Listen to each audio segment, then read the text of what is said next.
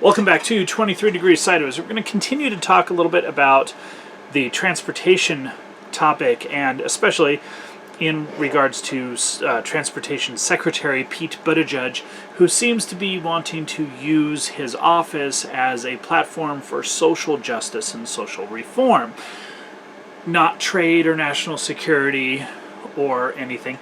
And even in his infrastructure advocacy, he's specifically talking about social justice, social reform.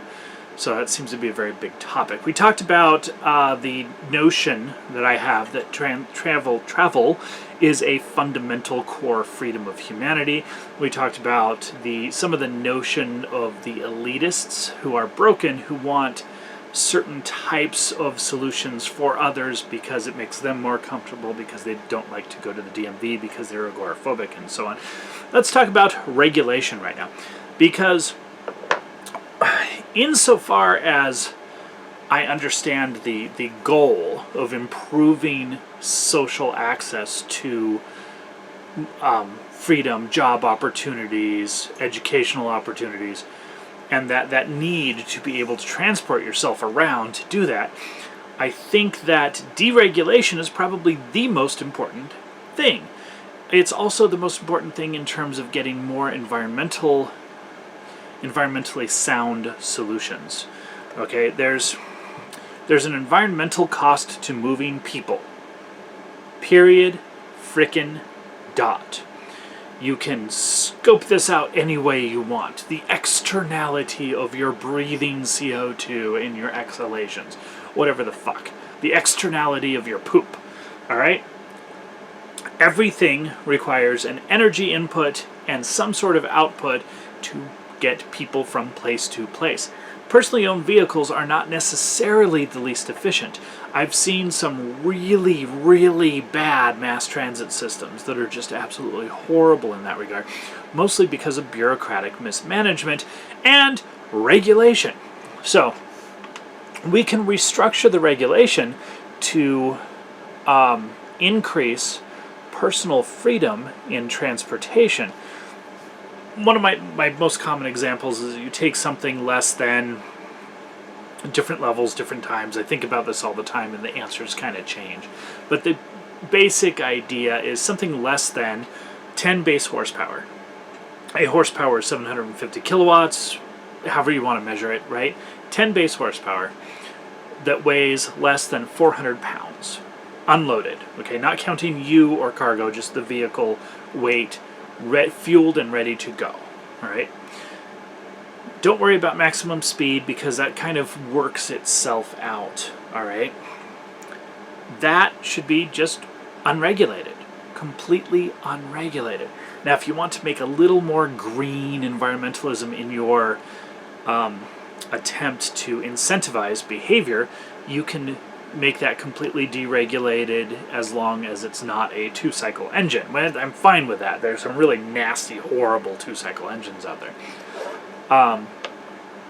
You can make it, if it's an internal combustion engine, it's CARB compliant out of the factory. Whatever. Something like that is fine. But you can even further incentivize the deregulation by making it non-fossil fuel powered. Okay, that would open up a huge amount of stuff. Not non-combustion, not requiring electric, just non-fossil fuel powered. There's all sorts of fun stuff that could develop out of that, especially once you give people an open marketplace to do it. But this incentivizes things. 30% of your tires, 30% of the tires on your car ends up as environmental contaminants, much of that in your lungs, over the life of a tire. The way to decrease that pollution, that massive source of pollution, not eliminate, but decrease, is to get lighter vehicles that have less wear and tear on rubber. This is a really big deal.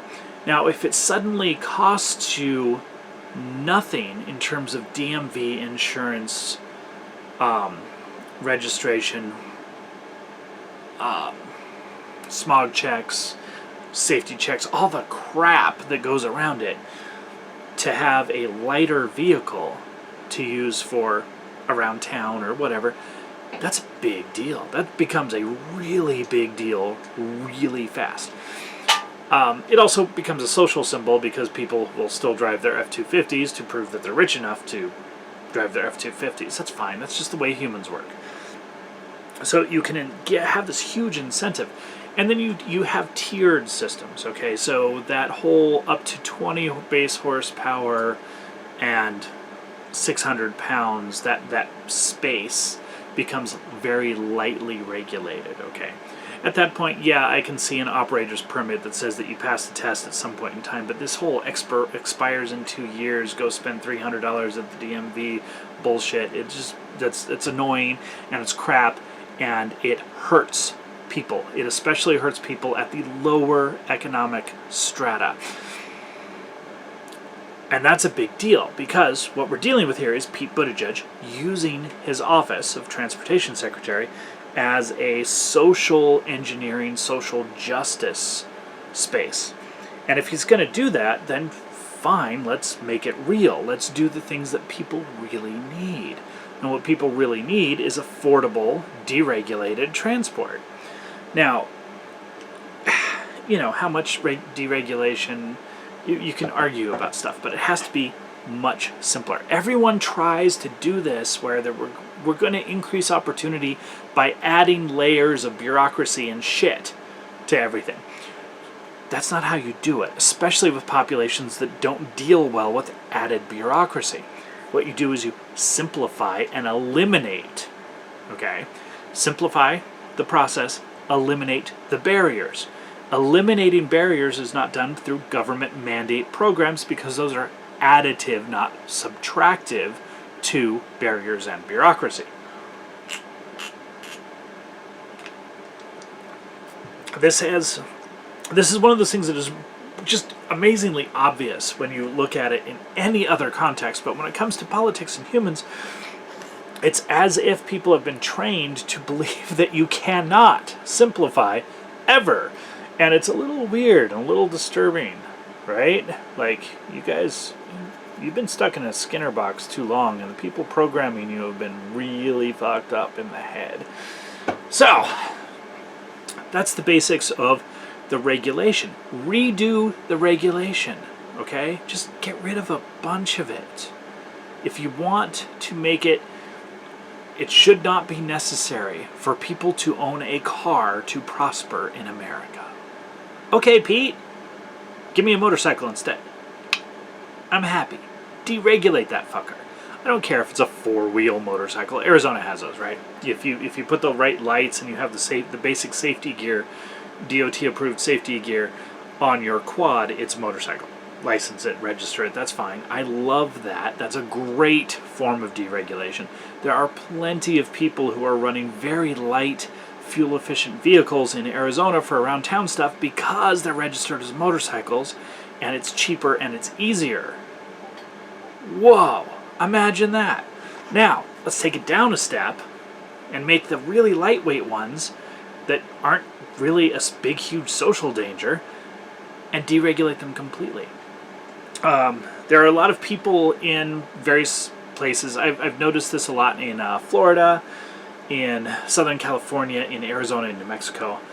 Haven't actually spent enough time in Texas lately to see it. It was actually becoming a thing even back in the 90s. But there are a lot of people with whizzers, which are gas-powered, and electric bikes, which have performance capabilities beyond what is considered acceptable as a bicycle, who just scoff at the laws. They just go off and do their own thing. It's a really big problem in Florida because law enforcement really hates it, okay? But people, unless a cop hates you, in Arizona, you're pretty much going to get away with it pretty easy, at least in the northern tier states, like Havasu, Kingman, Prescott, and Flagstaff, the northern tier communities. And what it is you've got a bicycle, you've got it rigged up, it does 35 miles an hour, which is way over what the bicycle limits are. It has enough power to get you going. You don't have to pedal, it's not pedal assist. and it's perfectly fine. And they're very low impact vehicles. They're extremely low impact vehicles. It's a very big deal, okay? Rubber pollutants, the petroleum pollutants, everything about them is just less. Lightweight, moderate speed. Deregulate that stuff. Right now it's in a gray area, and people, if the cops don't like you, or if you look wrong, or if you are going to be harassed, they will absolutely destroy your life. You know, they can do that. That's how our justice system works. So if you're worried about racism, here it is. Don't have an electric bicycle while black. Right? You'd think that people who want social justice and social improvement would fix this, but oh my God, how the left fights this sort of deregulation. I've been involved with this for a while. I've been doing bicycle and alternative vehicle advocacy. I mean, hell. I think the first time I got involved in one of the debates was in high school in a shop class when we were dealing with those old wedge-shaped 1970s electric cars, right? Or 1980s, but man, those things sucked. My kids have better ride-ons than those things.